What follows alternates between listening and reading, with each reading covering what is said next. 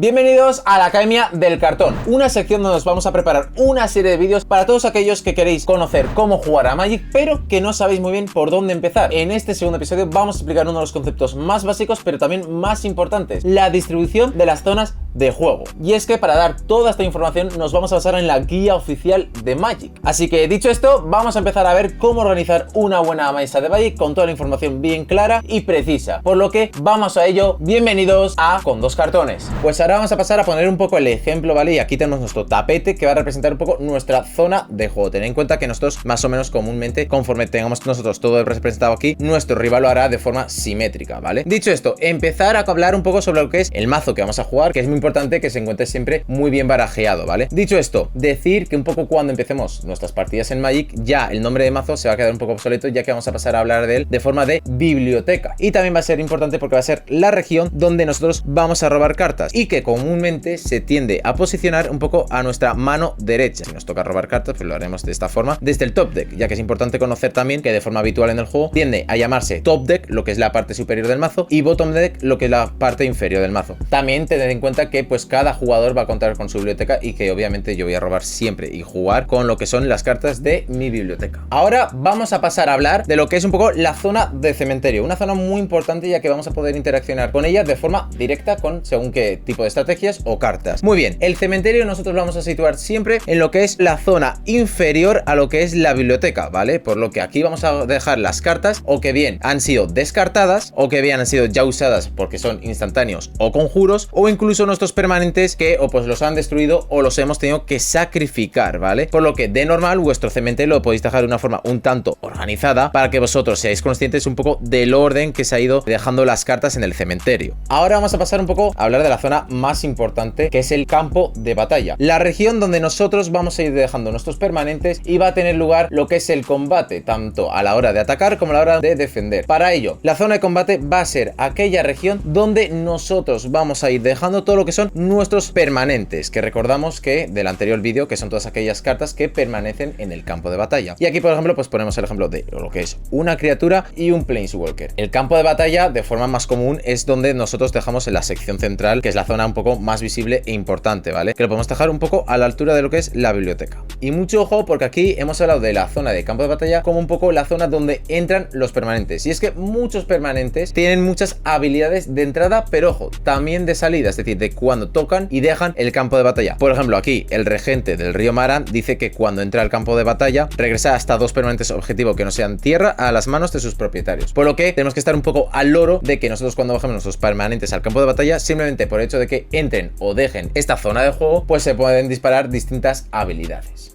Ahora bien, también hemos hablado que la zona de campo de batalla es un poco la zona de juego donde nosotros vamos a ir dejando todas nuestras cartas de permanente. Y diréis, si os habéis visto en el anterior vídeo, oye, las tierras también son un permanente, ¿por qué no se pone de forma directa? Pues básicamente porque de normal lo que se suele hacer es que justo debajo de lo que es un poco la zona donde dejamos las criaturas, encantamientos y todo tipo de permanentes, vamos a situar las tierras. Para ello lo dejamos de normal lo que es una forma un poco inferior a lo que es la deposición de cualquier tipo de permanente que no es tierra, en la forma superior, y la zona de tierras en la parte inferior. Esto es simplemente un poco tema de comodidad para no liarnos y que nosotros simplemente con lo que es hacer una zona de tierras nosotros nos podamos organizar mejor para decir, vale, pues aquí es donde voy a generar yo mi mana y voy a poder ir casteando mis cosas para bajarlas al campo de batalla o bajar nuestros instantáneos o conjuros. Muy bien, vamos a hablar del exilio. El exilio es una zona, ¿vale?, donde nosotros vamos a dejar cartas que no se van a encontrar ni en el campo de batalla, ni en el cementerio, ni en la biblioteca. Es decir, cartas que han sido como tal exiliadas, que bueno, por costumbre se suelen dejar un poco a lo que es la altura del cementerio, pero al lado contrario, pues para que no dé lugar a error, y que muchas veces, pues bueno, las podemos dejar así giradas, o incluso hay gente que las deja en la zona superior de la biblioteca. Pero bueno, nosotros, por tema también de espacio y demás, vamos a dejarlas en la zona izquierda, ¿vale? Y son cartas que, lo dicho, se encuentran como una especie de limbo y que ya no van a poder volver a ser jugadas. Aunque hay un efecto que te puede decir, exilia 2 cartas que puedes jugar hasta el final del turno. Entonces, en ese caso, justo esas 2 cartas, a lo mejor sí que las puedes jugar. Y en sí, esto sería un poco el conjunto global de cómo tenemos que organizar nuestra mesa, ya que aquí tenemos lo que es nuestra biblioteca, nuestro cementerio, nuestro campo de batalla. Podemos diferenciar obviamente lo que es la zona de tierras para generar nuestra mana y nuestro exilio. Pero ojo, porque aún nos queda una parte súper importante: la presencia de nuestra mano, que va a ser un poco las cartas que nosotros contamos para ir jugando a lo largo de la partida. Que bueno, de forma inicial vamos a contar con 7 cartas, pero todo este tipo de cuestiones las comentaremos en el próximo vídeo de la Academia del Cartón, donde hablaremos sobre las distintas fases de turno y cómo avanzamos entre ellas. La información que os vamos a dar ahora sobre la mano es que simplemente son las cartas que nosotros controlamos para ir jugando y que nuestro rival no puede ver. Ahora bien, que sepáis que hay veces que pues tienen hechizos los rivales que pueden hacer que le tengamos que enseñar una mano pues para que nos quiten una carta o simplemente ver nuestra mano. Dicho esto, si tenéis cualquier tipo de cuestión, dejadla en comentarios y nos vemos un próximo domingo con el episodio 3 de la Academia del Cartón para hablar un poco sobre las fases de turno y cómo jugar a través de ellas. Nos vemos en el siguiente episodio. Muchas gracias por el apoyo, suscribiros, un besazo.